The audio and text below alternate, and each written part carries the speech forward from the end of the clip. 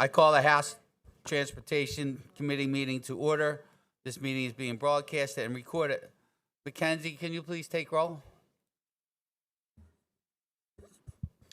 Chairman Nielsen, Here. Bellman, Designation. Curry, Hohenstein, Markozic, Designation. McAndrew, Here. McNeil, Mullins, O'Mara, Designation. Pisciatano, Designation. Rossi, Designation. Schusterman, Siegel, Designation. Warren, Designation. Chairman And Benninghoff, here online. Perry Warren is online. Chairman Benninghoff, Cabell, Devanzo, Designation. Labs, Designation. Ortitai, Designation. Shurin, Schmidt, Designation. Smith, Stambaugh, Here. Struzzi, Here. Warner. Designation. Representative Bellman just joined us without a tie. Let the record show that he will be placing his tie and pulling it out of his pocket any second now.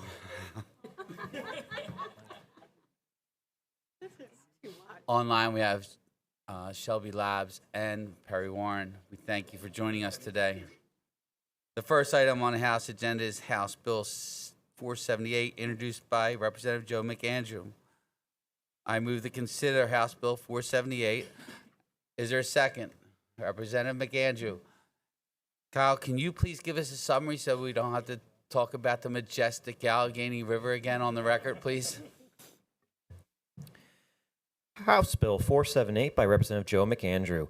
This bill expands the current requirements for child safety restraint systems currently in place for Class 1 and Class 2 trucks to include all trucks and truck tractors regardless of weight class. This bill is intended to close a current loophole where any trucks weighing over 7,000 pounds are exempt from safety restraint requirements. Under this bill, the driver of a truck or truck tractor is subject to the following. When transporting a child under 4 years of age, they must fasten the child securely in a child passenger restraint system. When transporting a child under 2 years of age, they must fasten the child securely in a rear-facing child passenger restraint system. When transporting a child between 4 to 8 years of age, they must fasten the child securely in a seatbelt system and in an appropriately fitting child booster seat. The driver of a truck or truck tractor must, if under 18 years of age, be secured in a properly adjusted seatbelt system and secure or caused to be secured every occupant 8 years of age or older but under 18 years of age. Each driver and front seat occupant of a truck or truck tractor must wear a seatbelt with exceptions. This bill is supported by the Pennsylvania Chiefs of Police Association, and there is one amendment to the bill. Thank you, Kyle. Representative Joe McAndrew offers Amendment A04305. I move to consider Amendment A04305. Is there a second? Representative Carey. Kyle, can you please give us a summary of the amendment? Amendment A04305 by Representative Joe McAndrew. This amendment clarifies that the seating position must be equipped by the original manufacturer to install a child passenger restraint system, rear-facing child passenger restraint system, or child booster seat for this legislation to apply. This amendment was requested by PennDOT and the Pennsylvania Motor Truck Association. Thank you, Kyle. I ask the members to support the amendment. Are there any questions or comments on the amendment? Are there any negative? Oh, I'm sorry, Representative. Representative Smith. Thank you, Chairman. My question would be, what brought about this bill? What was the issue that brought this up? I come from a trucking industry. I owned a trucking company, and I'm aware of the past law. So I'd be interested in what issue came up that brought this bill about. So it really just, whenever I was approached with the conversation around this idea, I've got 3 little girls myself that I'm going to mention in my summary, but it really makes a lot of sense to me. You know, my dad growing up was a mechanic, and he put me in the truck many a times, and you know, it just is a clear sign that, like, if we're looking at protections around kids, that if this is not legal or not illegal, it needs to be illegal to not have protections. Thank you. Also, this is brought to our attention by a local police officer who told us about the loophole. And in particular, he mentioned the Ford 450, F450, and the Ram 3500. who are just regular pickup trucks, but yet do not have the child constraints in the back. So we wanted to make sure that when kids are riding in the back of these trucks that are used by many of, let's say, a lot of our drivers, not so much commercially, a lot of our truck owners, we wanted to make sure that their children were in these restraints. Any other further comments or questions?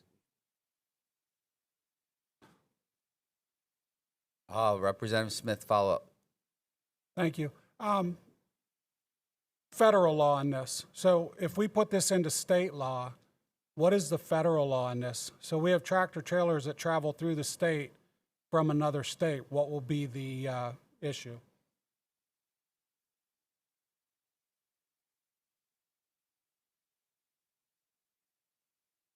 The Federal Motor Carrier Association has reviewed the bill, and they have no concerns with this. But will they be, if they're illegal here, would they be legal in Ohio of how they're? I can't kids speak are to riding? Ohio law because we're only fixing the loophole in our Pennsylvania state law. What they are on that side of the Ohio, West Virginia, our surrounding states, New Jersey, I can't speak to that. We can only speak to what's here in Pennsylvania, and it's my position and a lot of the positions that they could save a life of a kid in a constraint in the back of a truck. So we need to do everything we can to protect our children. I don't think this is that big of an ask to make sure that we put a child in a restraining seat in the back of a truck. I understand that. Sometimes I have issue with when we have a different law in Pennsylvania for the interstate traveling public, that creates an issue. What they do legally in one state as they cross the border, they may not know is illegal here, and that creates the issue on interstate commerce. Thank you. Something else to point out, Representative, this can only take effect if the truck was manufactured to hold such a seat. Okay, so that's a key. And it can only be enforced in Pennsylvania. We can't enforce it outside. However, it could if a car leaves Pennsylvania, truck leaves Pennsylvania and goes to Ohio or surrounding state, I would think they're not going to take the kid out of this seat to just because they cross over a bridge. So it will save lives, and that's the key. Any other questions, follow-ups? Are there any negative votes on the amendment? Yes, we're on the amendment. Seeing none, the amendment is adopted. We're now on House Bill 478 as amended. I recognize Representative Joe McAndrews for comments on this legislation. I'm going to do a lot of shameless plugging here, but as a girl dad who has 2 3-year-olds who turned 3 last week. Thank you. We appreciate them. Happy birthday, Joe. Happy Any birthday, other Bridget comments? and Mary. And a 17-month-old. And a guy who just bought a plug-in hybrid minivan last week. I could tell you that there are amazing amounts of restraints in these vehicles and with today's car seats. I mean, it's mind-blowing to me that there's 10 different positions with these car seats, that there's restraints, there's, clip-ins on the seat itself. There's a seatbelt function. There's an anchor on the back that you can pull the cord on the back to anchor it in to these minivans. And then you think about these trucks that are running around and they don't need any secure seating for their children. And that's absolutely mind-blowing to me. I mean, we're in a day and age where we have so much capability and study and research to make sure that these kids are as safe as possible whenever they're transported in a vehicle. And to learn that this stuff does not exist within our Commonwealth, and maybe we should try pushing it on a federal level. But to make sure that this loophole is cut out here is really important to make sure that we are protecting children in vehicles. As a young man, my dad drove snow plows and was a mechanic and did all this other stuff. And I had experience, riding around in a truck, not always trying to avoid wearing my seatbelt or whatnot. And And I look back on that, I'm like, man, well, I was a little, like, I'm not gonna swear, but I wasn't that great of a kid. Needless to say, that we need to make sure that these kids are protected, that they have the best chance of survival whenever they are in a vehicle, and if an accident does occur for them. And this bill right here will make sure that they have that. So, thank you. Thank you, Joe. We have been joined by Representative Anzo and Piscopano online. Any other questions or comments? Chairman. Thank you, Mr. Chairman. In the description, I didn't really hear what the cost of a fine would be for this. I would remind the members, this is a primary enforcement law that you could actually be pulled over for this specifically. So one, what is the cost of that combined with any surcharges?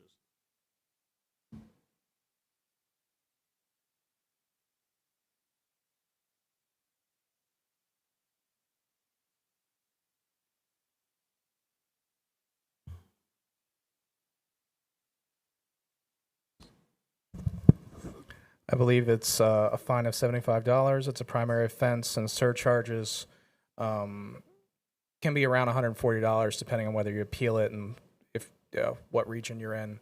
But there is a provision in there that allows people to go to the MDJ and show that they have purchased a seat in order to get the charges dismissed. So it can vary from nothing to $75 plus $140.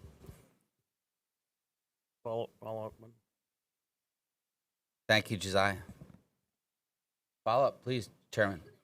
I'm curious of, I understand the maker of this and his desire, being a young father. I suspect you look at things a little bit different than you did before you were being a father, but why for all these years do we have exemptions for all these other vehicles? I suspect the ride that you talked about with your father was in a pickup truck.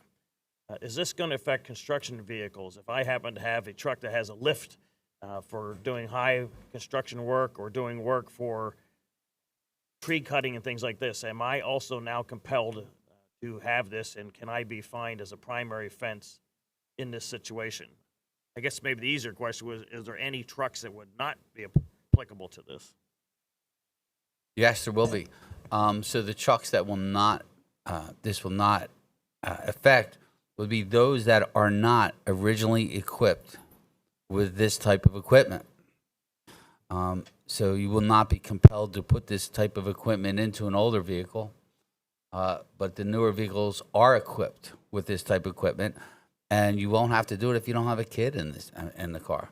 I mean, this is about taking care of the children and saving the kids, and that's what we're about.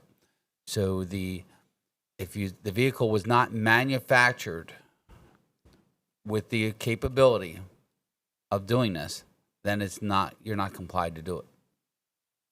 You're saying if they don't have seat belts because they don't have built-in car seats. And I'm looking into some of these larger vehicles that actually It's higher than you and I stand. It just seems like it's a significant change considering for years we did not have these requirements. Yeah, so the child safety seats, as we once knew them, and now our children's children know them. That was just our dad's arm holding him back. It's way different. So now they have special latches equipped in some of these vehicles. Some are behind the seat. Some of them are within the seat to hook these child restraints within. And that's what we're trying to do. We're trying to have those owners of those vehicles that are equipped. Now, Mack trucks, we've all toured Mack trucks. We know Mack truck is not putting this kind of equipment in the back of their vehicles, so they're obviously not going to have those restraints in there. Right here in Pennsylvania, when we went up and toured them, I did not see one of their vehicles with these child restraint seats in the back of their cabs. So I know we're not going to see any of that. But what we do see is, like I said, we see some of the Fords and some of the Dodges and some of the other larger trucks that are being used around our cities, not just for construction, but for home use. Whether it's moving furniture from one child's house to the next, or just picking up lumber to redo your barn. I mean, that's what we do with it. So, but there are restraints already equipped in the back, and we're asking, hey, you have them, so put your kid in it. Instead of letting your kid run around on the floor and do what he or she does. And that's what Joe saw. Joe saw that his family had these trucks, and he was approached by an officer, Representative McAndrews was, and this is what we talked about. We talked about these seats that officer out in Western PA happened to see many kids running around in these four F450s and Ram 3500s in the front seats and sitting in front of the cab when they should be in a child restraint seat in the rear of the cab. And that's what we're just making, the hope is to get this done. Thank you, Mr. Chairman. Would it be fair to say we're talking specifically about passenger vehicles versus some of the larger box trucks and/or equipment modified trucks, as in lifts and those types of things? It would be a dual role. I would say yes. We are talking about passenger vehicles that are used more for families and passengers and short hauls, not long hauls, not big box trucks, not those kind of vehicles. But if that vehicle is equipped, this bill will cover that. If that is equipped with these type of equipment that have been tested to put child restraint seats in the rear seat, then they will fall under this act. Thank you. Thank you, Chairman. Any other questions or comments?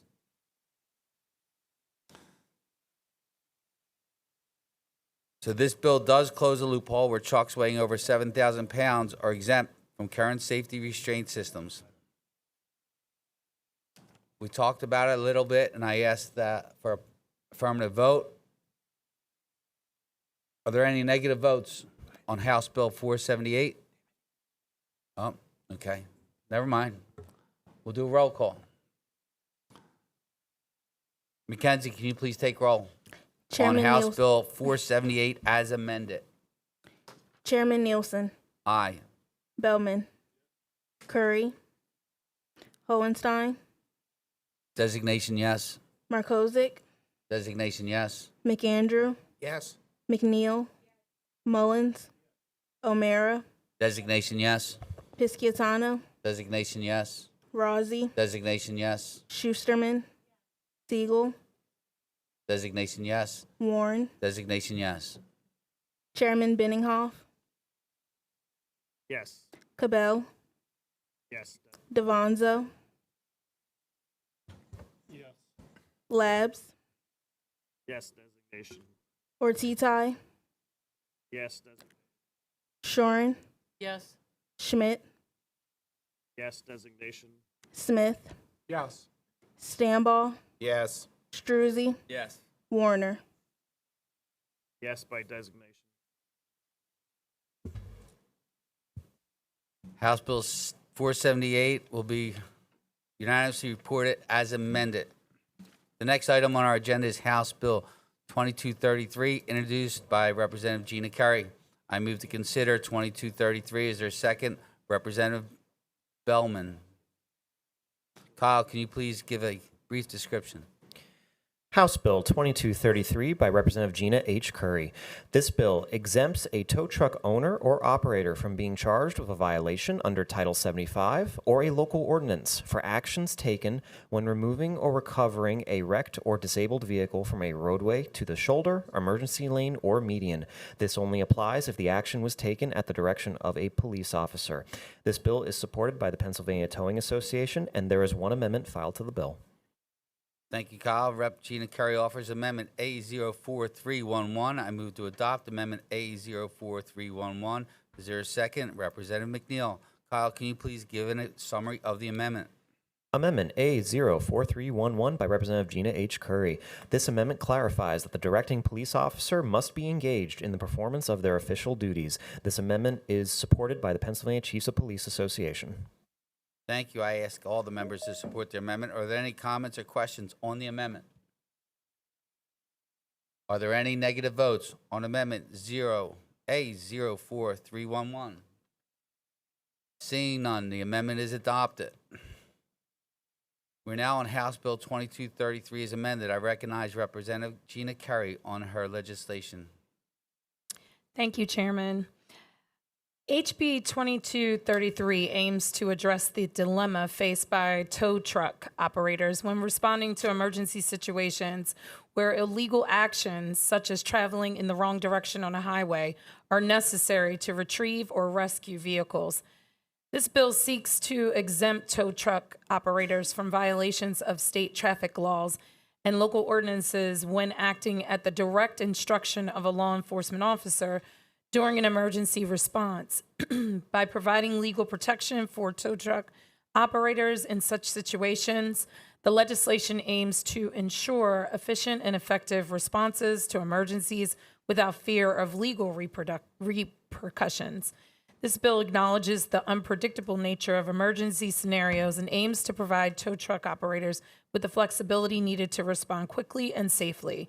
I urge support for House Bill 2233 to support tow truck operators in performing rescue or recovery operations under the guidance of law enforcement officers. Thank you, Chairman. Thank you. Are there any questions or any other comments on House Bill 2233? Chairman Benninghoff, you're very talkative today. Yeah, well, lonely over the weekend. All right. Well, I'll call you next weekend before our meetings if you want. No, actually, I just wanted to say I think this is a common sense safety issue. Makes a lot of sense. I commend the maker of the bill and will support her. Thank you, Chairman. Any other comments or questions? Seeing none, are there any negative votes on House Bill 2233 as amended? Seeing none, House Bill 2233 will be reported as amended. Next item on our agenda is House Bill 2251, introduced by myself. I move to consider House Bill 2251. Is there a second? Chairman Benninghoff. That was going to be a no vote, too, darn it. I thought I heard something like that. I think that's like passive persuasion. Hey, Kyle, can you please give a summary of the legislation? House Bill 2251 by Chairman Ed Nielsen. This bill establishes a timeline and requires PennDOT to complete certain steps when processing abandoned vehicles and certificates of salvage within 10 business days. The following actions must be taken within 10 business days. PennDOT must notify by certified mail the last known registered owner of the vehicle and all lien holders of record that the vehicle is being held abandoned. If the identity of the last registered owner and all lien holders cannot be determined, a notice must be published one time in one newspaper of general circulation in the area where the vehicle is abandoned within 10 business days of the date PennDOT determines that the owner or lien holder cannot be determined. PennDOT must process the authorization for the disposal of the abandoned vehicle within 10 business days of receipt of the written statement from the holder of the vehicle. The application for a certificate of salvage must be approved or denied by PennDOT within 10 business days of receipt of the application if all other requirements have been met, and PennDOT must review a salvage report within 10 business days of receipt and then issue a certificate of salvage. This bill is supported by the Pennsylvania Towing Association and the Pennsylvania Chiefs of Police Association. PennDOT is neutral, and there are no amendments filed to the bill. Thank you, Kyle. I asked the members to support this bill, and I want to thank Representative John Lawrence for his work on this issue. After clearing the scene of an accident or recovering an abandoned vehicle from the side of the road, two truck operators often hold vehicles in storage until the owner claims their property. In some cases, these vehicles are simply abandoned, forcing tow truck operators to file paperwork with PennDOT and obtain a junk title. Recently, this paperwork has taken significantly longer to process, with tow truck operators sometimes waiting as long as 6 months to get these documents from PennDOT. This legislation does not make any changes to the actual process of obtaining a junk title. It simply requires PennDOT to complete certain steps within 10 business days so these documents can be processed in a timely manner. This bill is supported by the Pennsylvania Towing Association, and there is no non-opposition. I ask all the members to support the bill. Are there any other comments or questions on House Bill 2251? Chairman Benninghoff. It just warms my heart to see the Democrat chair with such a good Republican initiative that we can get this thing done. I also want to say kudos to Secretary Carroll and his staff for wanting to make this more efficient. And it's a good consumer bill. I think our constituents will appreciate it. Thank you. Any other questions or comments? Seeing none, are there any negative votes on House Bill 2251? Seeing none, House Bill 2251 will be reported as committed. The final item on our agenda today is Senate Bill 915, introduced by Senator Wayne Langerhall. I move to consider Senate Bill 915. Is there a second? Is there a second? Oh, all of a sudden, I'll give you a second. the Representative Mullins. Kyle, can you please give us a summary of the bill? Senate Bill 915 by Senator Wayne Langerholk. This bill requires PennDOT to replace illegible military registration plates at no cost upon request by the registrant. A reissued personalized military registration plate must maintain the same registration plate number. This bill applies to 30 military registration plates specified in statute, as well as any special plates honoring military service authorized by law. This bill passed the Senate unanimously on March 19, 2024. It is supported by the Pennsylvania Chiefs of Police Association, and PennDOT is neutral, and there is no known opposition, and there are no amendments filed to the bill.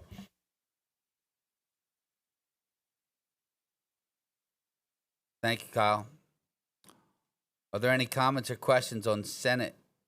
Oh, I ask the members to support the bill. I also want to thank Representative Brandon Markozik, who's also working on the same issue along with the Senator, our Majority Chair in the Senate. Are there any comments or questions on Senate Bill 915? Seeing none, are there any negative votes on Senate Bill 915? Seeing none, Senate Bill 915 is unanimously reported as committed. Well, that's the end of today's agenda, unless anybody wants to have any comments for good of the order here. Chairman Benninghall. Motion to adjourn. Motion to adjourn. Is there a second? Representative Mullins. All those in favor? This meeting is adjourned. Thank you, everybody. Enjoy your week.